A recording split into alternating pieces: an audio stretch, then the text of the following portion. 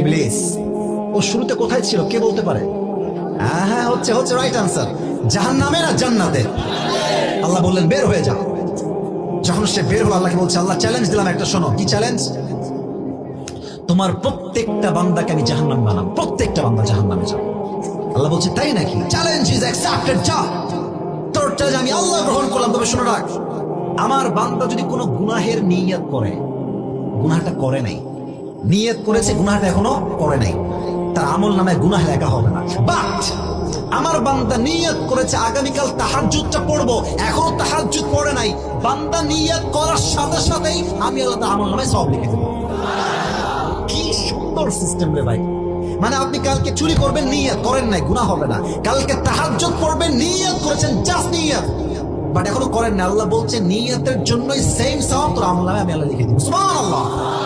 তওবা করে আল্লাহর কাছে ফিরে আসতে হবে।